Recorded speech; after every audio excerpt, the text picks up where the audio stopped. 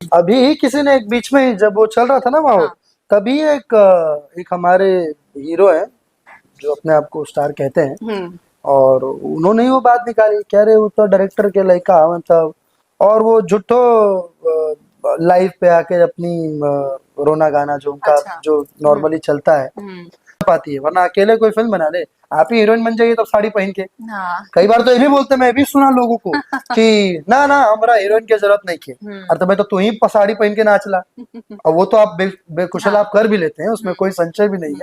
है। वो आप बहुत अच्छे से कर भी लेते हैं, लेकिन वो संभव नहीं। मुझे लगता है कि जो कंट्रोवर्सी के बलबूते पर अपने आप को चलाना चाहते हैं, हम्म। और जो चला भी रहे हैं बेशक, अगर वो कंट्रोवर्सी छोड़ दें तो वो चलना आज एक दिन में बंद हो जाए। ओ। अच्छा, तो ये बात है। देखिए दोस्तों, आप लोग दोस्तों नाम क्या बताऊं, आप लोग खुद देख ही लिए कि किसने इंटरव्यू दिया है। ये पॉडकास्ट है, इंटरव्यू नहीं पॉडकास्ट है। तो सबसे पहले आप लोगों को मेरे तरफ से नमस्ते प्रणाम। देखिए, जब भोजपुरी में पवन सिंह इंटरव्यू दे दिए, हमारे खेसारी भैया इंटरव्यू दे दिए, तो ये महान व्यक्ति काहे बाकी रहेंगे?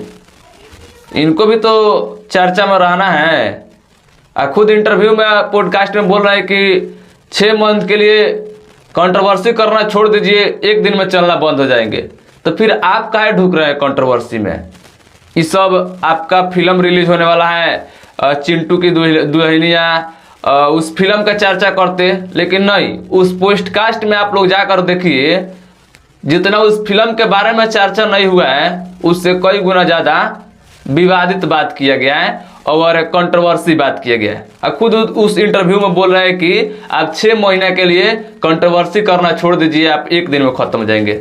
इतना दिन के बनावट और कंट्रोवर्सी छोड़ देंगे तो एक दिन में खत्म हो जाएंगे। देखिए, वो किसी स्टार का नाम नहीं लिए हैं, लेकिन आप लोगों से भुलाया नहीं होगा उस इंटरव्यू को, उस पॉडकास्ट को देखने के बाद। वो किसको टारगेट किया है उस पॉडकास्ट में, चिंटू आप सबको अच्छा तरह से पता होगा।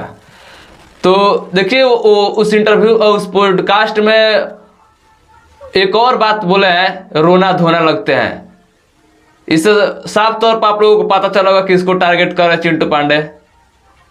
तो देखिए, आप कहा जाने आपके परिवार है कि नहीं, जब आपके परिवार के ऊपर ये पड़ेगा ना, तब आपको समझ में आएगा। दूसरे किसी के परिवार पर पड़ा था, रोने लगते हैं तो नॉर्मली रोने गाने लगते हैं, लेकिन परिवार का बात रहता है। आपका तो परिवार है नहीं कि आपको वो सब समझ में आएगा। भले ही उस पॉडकास्ट में चिंटू पांडे खेसारी भैया का नाम नहीं लिए हैं या अदर किसी भी स्टार का नाम नहीं लिए हैं, लेकिन साफ तौर पर टारगेट किया है खेसारी भैया को। ये खुलेआम कोई भी बोल सकता है और कोई भी समझ सकता है। इसमें काम ये किया गया है कि लाठी भी बच जाए और सांप भी, मतलब समझ लीजिएगा। हाँ, दूगो और बात बोल रहे हैं चिंटू पांडे। बोला है कि अभी फिलहाल में ही हमारे भोजपुरी के एक अपने आप के बोलते हैं कि हम स्टार हैं, उन्होंने बोल रहे थे कि वो डायरेक्टर का लड़का हो। तो आप डायरेक्टर के बेटा है चाहे डायरेक्टर का लड़का है, तो आपको कोई बोलेगा कि हाँ वो डायरेक्टर का लड़का है, चाहे डायरेक्टर का बेटा है, कोई भी बोलेगा।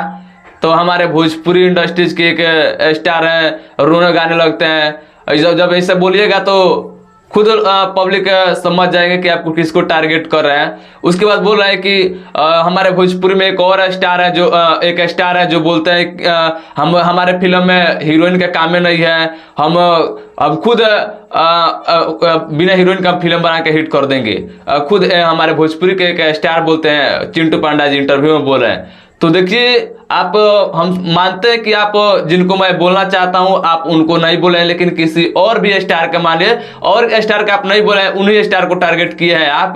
लेकिन आपने भी तो वह काम किए हैं जो बोल रहे हैं आप इंटरव्यू में कि उनको अच्छा लगता है वो ऐसा पहनते हैं, तो अच्छा लगता है तो आप भी तो पहने हैं। आपका तो उनसे बेहतर लग रहा था, मैं देखा एक वीडियो, आप भी साड़ी पहन करके दिखे हैं। और आप लोग एक कलाकार है तो आप लोग ऐसा बात मत कीजिए। और आप ही उस इंटरव्यू में बोल रहे हैं कि ये कंट्रोवर्सी मत कीजिए 6 महीना, अच्छा आप लोग सब कोई मिल करके हम लोग थी प्रमोशन करें उनके फिल्म के, तो आप खुद ऐसा ही बोल रहे हैं और फिर आप भी वैसा ही बोल रहे हैं कि नहीं करना चाहिए। आप खुद उस पॉडकास्ट में बोल रहे हैं कि टारगेट कर रहे हैं।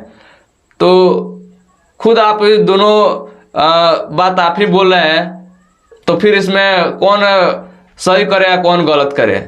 आपको कम से कम सही रहना चाहिए। दूसरा कोई कुछ कर रहा है तो आप भी उसमें उंगली कर रहे हैं, आप भी टारगेट कर रहे हैं। तो फिर आप बोल रहे हैं कि हम आप तब कैसे बच गए? आप भी तो उसमें क्या बोलता है कि कंट्रोवर्सी में जाने के चाहते हैं, और आप भी तो अपना चलाने के चाहते हैं। जितना आप कंट्रोवर्सी के बारे में बोले हैं उतना आप फिल्मिया के बारे में बोले हैं, अपना जो रिलीज होने वाला है। चलिए दोस्तों, कोई बात नहीं। खेसारी भैया को लोग टारगेट क्यों करते हैं? क्योंकि खेसारी भैया का नाम में उतना पावर है, उतना दम है, और सुपरस्टार में उतना उनके नाम लेने से नहीं कुछ हो सकता है। इसलिए खेसारी भैया को लोग टारगेट करते हैं कि नहीं, उनमें दम है, उनका नाम लेने से कुछ हमारा बन सकता है, इसलिए नाम लेते हैं लोग और टारगेट करते हैं लोग। नाम भले नहीं लेते हैं लेकिन टारगेट करते हैं इसलिए क्योंकि उनके नाम में पावर है, नवे ब्रांड है, पता है सबको। तो चलिए, इससे तो साफ तौर पर हम लोगों को पता चल रहा है कि लोग खेसारी भैया को क्यों टारगेट करते हैं, क्योंकि उन लोगों को समझ में आता है कि उनका नाम ब्रांड है, इसलिए। बाकी दोस्तों क्या कहिएगा आप लोग इस वीडियो को कमेंट बॉक्स में कमेंट करके बताइएगा, और वीडियो पसंद आए तो लाइक शेयर कीजिएगा। मिलते हैं नेक्स्ट वीडियो में, तब तक वीडियो देखने के लिए दिल से बहुत बहुत थैंक यू।